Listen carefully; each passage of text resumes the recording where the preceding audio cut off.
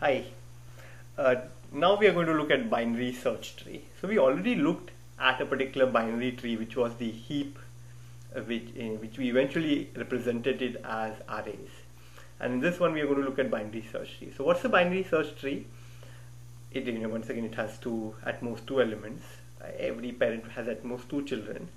But here's an important property of a binary search tree. Okay, so this is different than a binary tree. It's a binary search tree.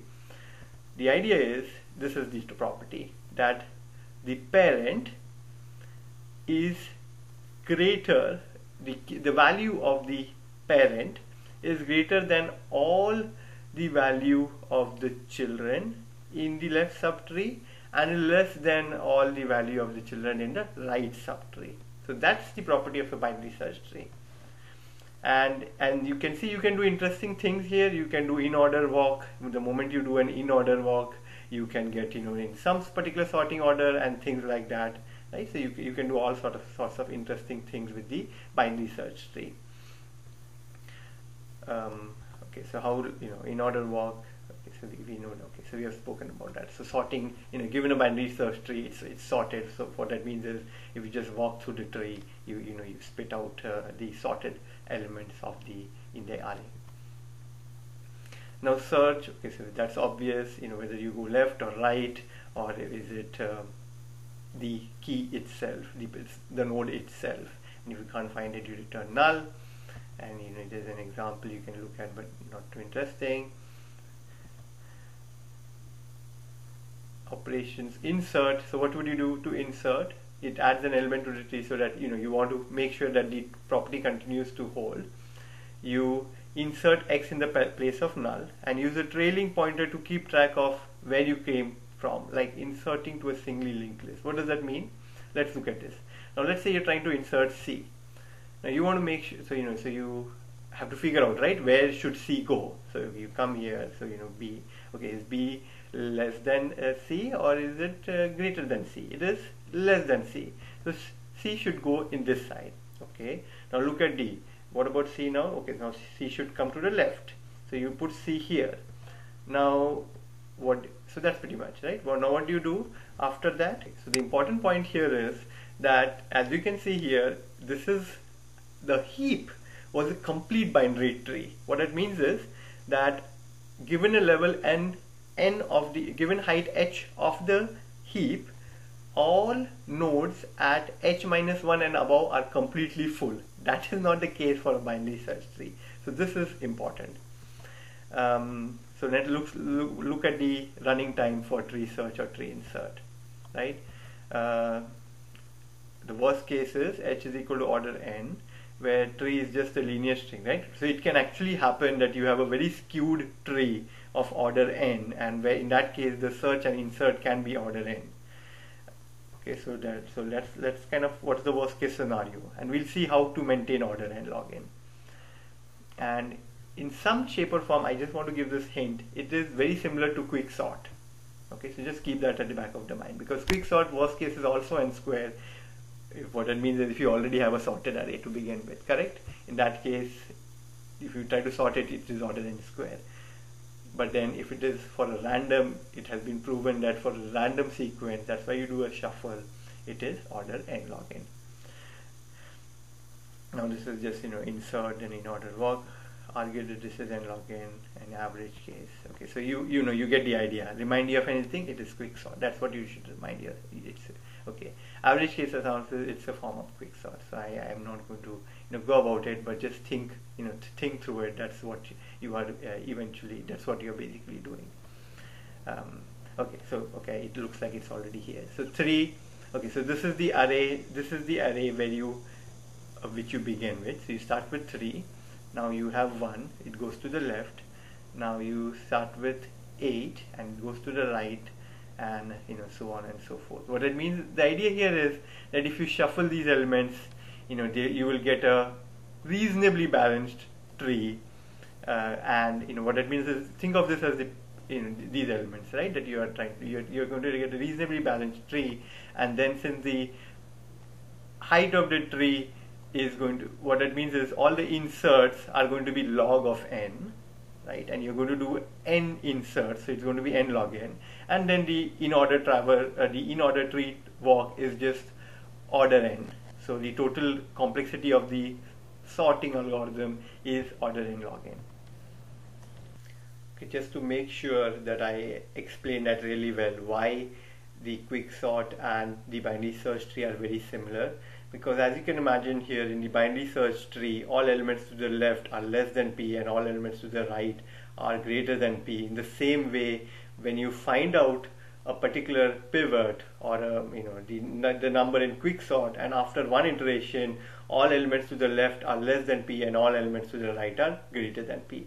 In that way you can imagine they are very similar in this notion of a pivot and what order do they come in and things like that. Okay, so let's look at sorting.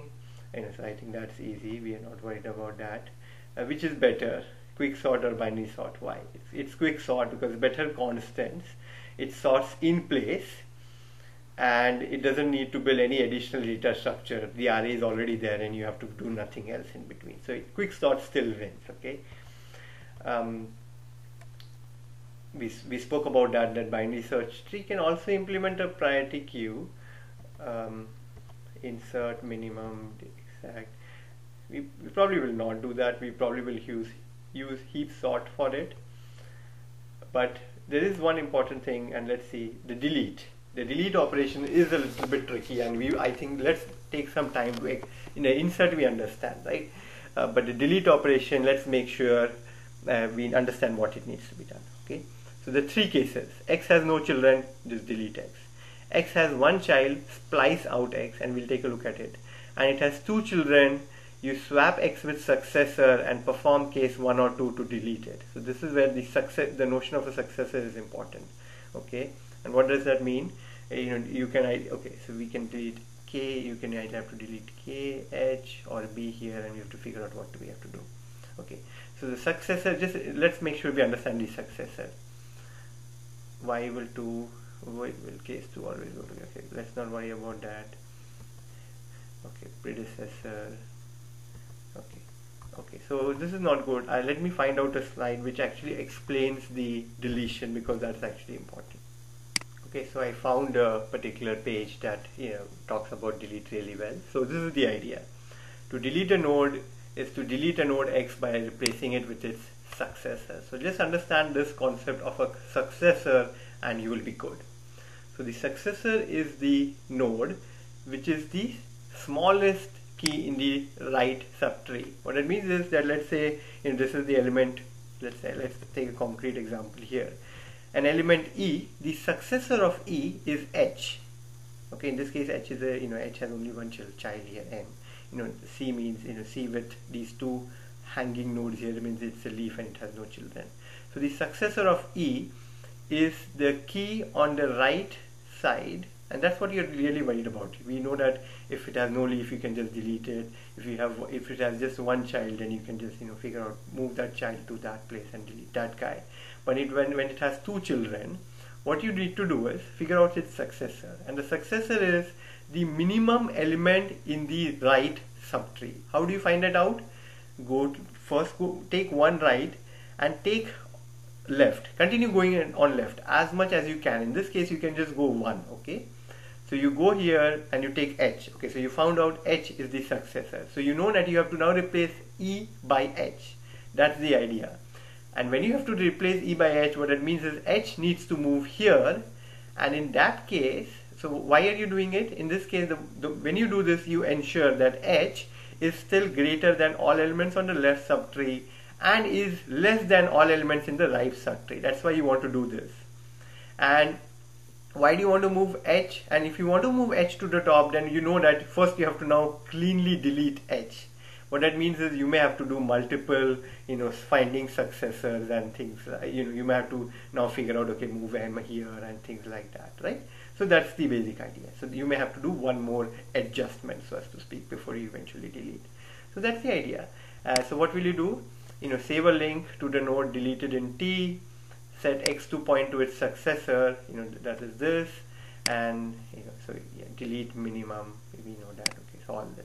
So I'm not going to, so this is the diagram is important. So if you understand this, then you can write the code. I'm not too worried about that. Okay, so that's pretty much it for binary search trees, and we